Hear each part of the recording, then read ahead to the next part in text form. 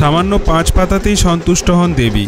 কাছে ঘেঁষবে না রোগ ব্যাধি, জীবন ভরবে অর্থ সম্পদে। দাসপুরের সোনাময়ী গ্রাম, আর সেই গ্রামে শীতলা পূজাকে কেন্দ্র করে গ্রামবাসী ও মহিলাদের উৎসাহ আনন্দ চোখে পড়ার মতন।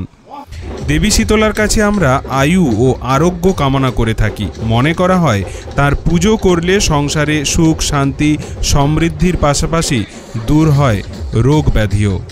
বছরভর শীতলা পুজো হলেও বসন্তকালে এই দেবীর পুজো বিশেষ গুরুত্বপূর্ণ বলে মনে করা হয়।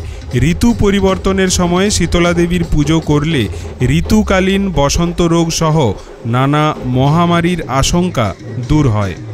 প্রতি বছর চৈত্র মাসের কৃষ্ণপক্ষের অষ্টমী তিথিতে মা শীতলার বাৎসরিক পুজো অনুষ্ঠিত হয়ে থাকে। এছাড়া ফাল্গুন ও চৈত্র মাসে প্রতি মঙ্গল ও শনিবার পূজিত হন এই দেবী।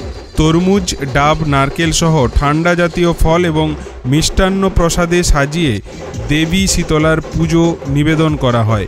অনেক বাড়িতে সেদিন রান্না হয় না। আগের দিন রান্না করে রাখা বাসি খাবার গ্রহণ করা হয়। শীতল খাবার গ্রহণ করা হয়, তার থেকেই দেবীর নাম শীতলা। তাঁর পুজোয় পঞ্চপল্লবের প্রয়োজন হয়। যে 5টি গাছের পাতা দিতে হয় সেগুলো আম, অশ্বত্থ, পাকুড়, যজ্ঞডুমুর এবং বট গাছের পাতা। আবার অনেকে কাঁঠাল, আম, অশ্বত্থ, বট এবং বকুল গাছের পাতাও দিয়ে থাকেন এই পুজোয়। এছাড়াও বেলপাতা, তুলসী পাতা, নিম গাছের পাতা প্রয়োজন হয় তাঁর পুজোতে।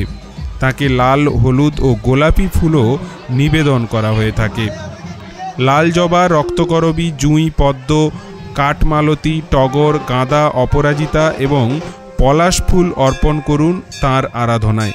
বিশেষ মনস্কামনা পূর্ণ করার ইচ্ছে থাকলে 108টি লাল ফুলের মালা নিবেদন করা হয় এই পুজোয়।